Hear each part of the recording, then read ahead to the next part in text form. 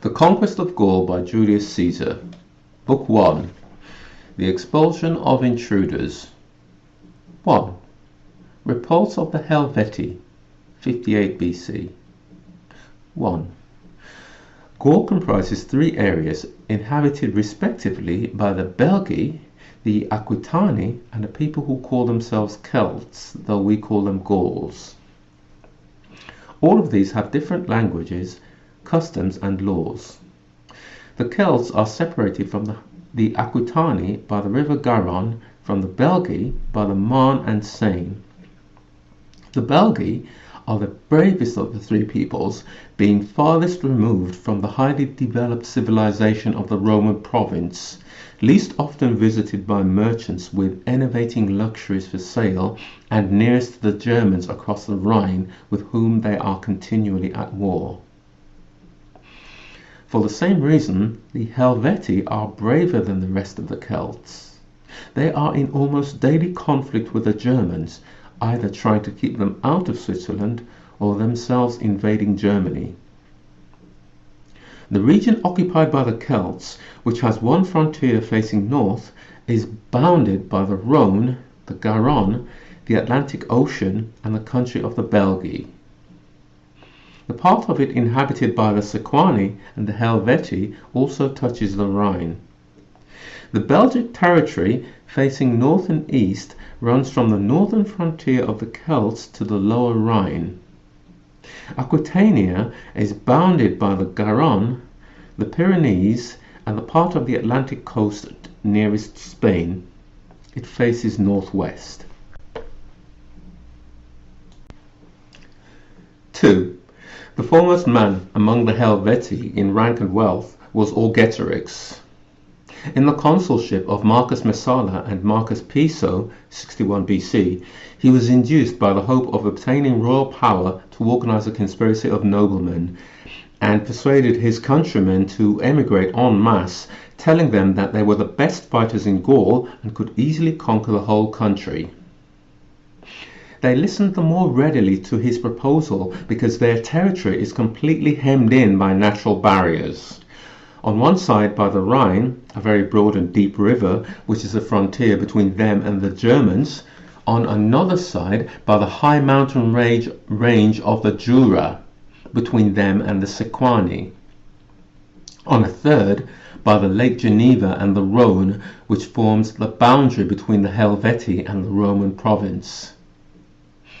These obstacles restricted their movement and made it more difficult to attack their neighbours, and as they are a warlike people, they greatly resented this restraint.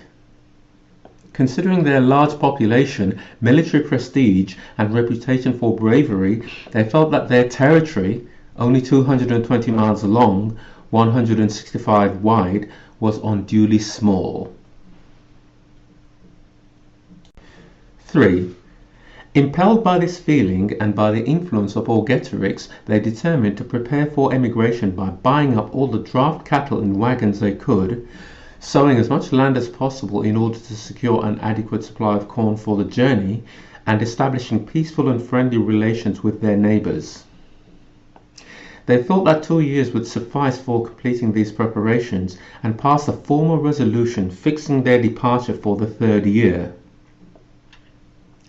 Augeterix was put in charge of the arrangements and undertook a mission to the neighbouring peoples, in the course of which he persuaded a Sequanian named Casticus, whose father Catamantalodis had been king of his tribe for many years and had been honoured by the Senate with the title of Friend of the Roman people, to seize the royal power which his father had held before him. He also induced the Aeduan Dumnorix, Diviciacus's brother, who at that time held the chief magistracy of his tribe and enjoyed great popularity, to make a similar attempt, and gave him his daughter in marriage. Augeterix convinced them that these schemes were quite easy of achievement by telling them that he intended to usurp the sovereignty of his own state, which he said was beyond question the most powerful in Gaul, and that he would use his wealth and military strength to secure them the possession of their thrones. His arguments proved effective. The three men swore an oath of mutual loyalty, hoping that once they had made themselves king, the great power of the warlike peoples they ruled would enable them to get control of all Gaul. 4. The intrigue was revealed to the Helvetii by informers, and in accordance with the national custom, Augeterix was summoned to stand his trial in chains. Since condemnation would mean death at the stake, he collected all his slaves, numbering some 10,000, from his various estates and brought them to the place of trial on the day appointed for the hearing, together with all his numerous retainers and debtor bondsmen. By means of their protection he escaped trial. His countrymen were angered by this behaviour and attempted to assert their rights by armed force. But while the magistrates were calling up a large body of men from the countryside, Augeterix died, perhaps, as the Helvetii believe, by his own hand. 5. The Helvetii, however, did not relax their efforts to carry out their intended migration.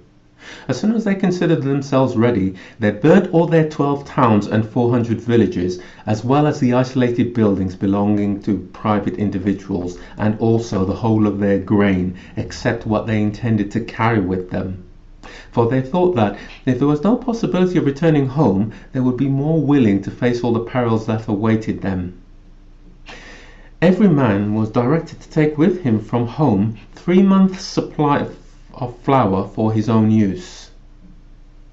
They persuaded their neighbours, the Ruariki, Tulingi, and Latoviki, to follow their example, to burn their towns and villages and go with them, and they were joined also by the Boi, who formerly lived on the other side of the Rhine, but had recently migrated into Austria and attacked the town of Norea. 6. There were only 2 routes by which the Helvetii could leave their country. One led between the Jura Mountains and the Rhone through the land of the Sequani, and was so narrow and difficult that wagons could scarcely pass along it in single file, and a high mountain overhung it, so that a mere handful of men could easily make it impassable. The other route, leading through the Roman province, was much easier and more convenient, for the Rhone, which forms a barrier between the Helvetii and the Allobroges, who had recently, 61 BC, been subdued by Rome, is fordable at several places. The frontier town of the Allobroges, nearest to Switzerland and connected with it by a bridge, is Geneva. The Helvetii thought that they could either induce the Allobroges to let them pass through, as they were believed to be still unfriendly towards the Romans, or compel them by force to do so. When everything was ready for their departure, they fixed a day for a general muster on the bank of the Rhone, the 28th of March, in the consulship of Lucius Piso and Aulus Gabinius, 58 BC. 7. When Caesar was informed that they were attempting to pass through the province, he left Rome at once and travelled post-haste to the neighbourhood of Geneva. As there was only 1 legion stationed in Gaul, he ordered as many fresh troops as possible to be raised throughout the province and had the bridge at Geneva destroyed. On hearing of his arrival, the Helvetii sent an embassy composed of their most illustrious citizens and headed by Nemeius and Verruclotius, to say that they intended to march through the province because there was no other route open to them. They promised to do no harm and asked for his consent. As Caesar remembered that the consul Lucius Cassius had been killed by the Helvetii and his army routed and sent under the yoke, 107 BC, he was not disposed to grant their request. If people so hostile to Rome were permitted to go through the province, he did not think that they were likely to refrain from damage to persons and property. However, to gain time for the assembly of the troops he had ordered to be levied, he told the envoys that he would consider the matter at leisure. If they wished to present their request again, they were to return on the 13th of April. 8. In the meantime, he employed the legion he had with him and the troops that had been raised in the province to fortify the bank of the Rhone for a distance of 18 miles between the Lake of Geneva and the Jura, the frontier between the Helvetii and the Sequani. This was effected by means of a rampart 16 feet high with a trench running parallel. He then placed redoubts at intervals along the fortification and garrisoned them with pickets, so that he could stop the Helvetii more easily should they attempt to force a passage. When on the appointed day the envoys returned, he told them that it would be contrary to precedent and the traditions of the Roman state to allow anyone to march through the province, and that if they tried to use force he would stop them. Disappointed of this hope, some of the Helvetii endeavoured, generally, though not always by night, to get across by lashing boats together and making a number of rafts, others by wading through the shallowest places. But the Roman troops always hastened up to the danger points and, aided by the fortifications, drove them back with volleys of missiles and forced them to abandon their attempts. 9. There remained only the route through the land of the Sequani, which was so narrow that it could not be used without their consent. Being unable to obtain permission by their own efforts, the Helvetii sent an embassy to Dumnorix the Aeduan, hoping by his intercession to gain what they desired. Dumnorix's popularity and open-handedness had won him great influence among the Sequani, and he was well disposed towards the Helvetii because he had married a woman of their country, a daughter of Augeterix.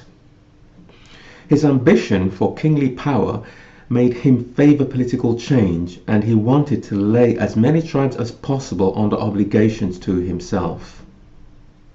Accordingly, he undertook the commission, induced the Sequani to let the Helvetii go through, and arranged an exchange of hostages between them. The Helvetii undertook to pass through without harming anyone or doing any damage, the Sequani to let them travel without interference. 10. Caesar was informed that the Helvetii intended to cross the territories of the Sequani and the Aedui and to enter the country of the Santoni, which is not far from that of the Tolosates, a tribe living in the Roman province. He saw that it would be very dangerous to the province to have a warlike people hostile to Rome established close to its rich cornlands, which were without any natural defences.